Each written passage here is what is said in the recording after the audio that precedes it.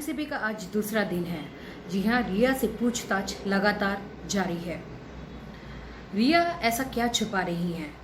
कहीं ना कहीं कुछ ना कुछ तो है जो अब तक रिया ने कहा नहीं है, क्योंकि आज एनसीबी रिया, शौविक और सैमुअल मिरांडा, रिया के सामने शौविक को बिठाकर और सैमुअल मिरांडा को बिठाकर पूछताछ कर रही है। कल जब रिया और शौविक आमने सामने मिले थे तो वो एक दूसरे को देखकर रोने लगे थे, उनके आंखों में आंसू आ गए थे, लेकिन ऑफिसर्स ने उन्हें बात करने से मना कर दिया। इंट्रोगेशन की गई और आज दूसरा दिन है, फिर एक बार रिया इंट्रोगेशन में है और उनसे फिर से दोबारा पूछताछ की जा रही है। आपको बता दें कि रिया कई सारे मामलों को लेकर शक के घेरे में है, जैसे कि उन्होंने सुशांत का जो स्टाफ था वो पूरा चेंज करवा दिया।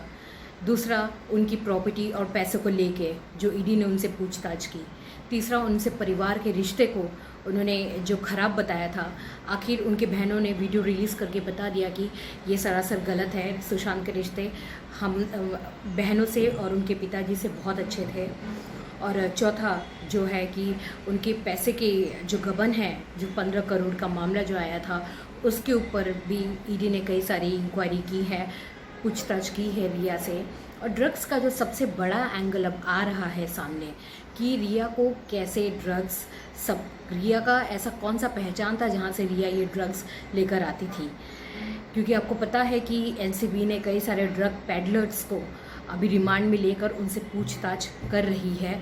लेकिन रिया का कहना था कि कुछ मेरे भाई शौविक के दोस्त थे और मेरे भाई की वजह से ही मैं उनको जानती थी।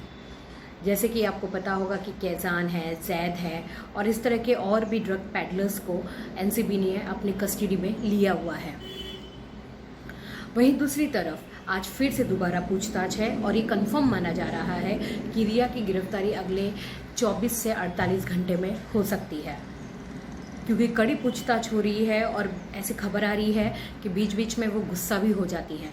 कोई सवाल उनसे ऐसे पूछे जा रहे हैं कि जिसका जवाब वो नहीं दे पा रही हैं और वो खामोश हो जाती हैं, बीच बीच में पानी पी रही हैं, किसी किसी सवालों पे चुप्पी साध लेती हैं। लेकिन बावजूद इसके एनसीबी पूरी तरह से रिया से उगलवाने में लगी हुई है सच्चाई की। आखिर क्या ऐसी बात है कि रिया कुछ बोल नहीं रही है?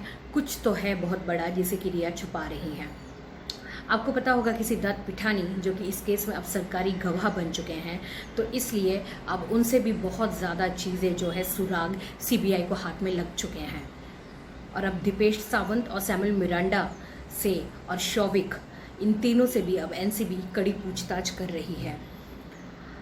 ऐसे में अब लोगों की निगाहें जो हैं इस इंट्रोगेशन पे ही टिकी हुई हैं, क्योंकि रिया बहुत ही एक कल्प्रिट हैं इस पूरे केस में, जो कि बहुत सारे मामलों पे। और सबसे बड़ी बात यह है कि बॉलीवुड का जो ड्रग्स एंगल अब निकल कर आ रहा है कि किस तरह से सप्लाई की जाती है और किस तरह से एक्टर्स इसका यूज़ करते हैं, ये अपने आप में ही बहुत चौंकाने वाला है। तो ऐसे में ये बहुत बड़ी इन्वेस्टिगेशन मानी जा रही है और इसीलिए सबकी निगाहें अब रिया के अरेस्ट होने पर है। हालांकि रिया के सपोर्ट में कुछ मुट्ठी भर बॉलीवुड एक्ट्रेसेस भी अब बोल रही हैं, जैसे कि आज गौहर खान ने ट्वीट किया है। और जब रिया एनसीबी के ऑफिस पहुंच रही हैं, क्योंकि रिया ने एनसीबी के ऑफिसर्स को घर में आने से मना कर दिया था और वो खुद उन्होंने तय किया कि वो एनसीबी के ऑफिस जाएंगी इंक्वायरी के लिए, तो जैसे ही निकली मीडिया ने उनका घेराव कर लिया। इस फोटो को सोशल मीडिया पर डालते हुए गौहर खान ने लिखा था कि क्या घटिया सीन है, अब सोशल डिस्टेंसिंग कहाँ गई, सोशल डिस्टेंसिंग तो मेंटेन करो। इस तरह से और कुछ मुट्ठी भर बॉलीवुड एक्ट्रेस हैं जो रिया के समर्थन में बोल रही हैं।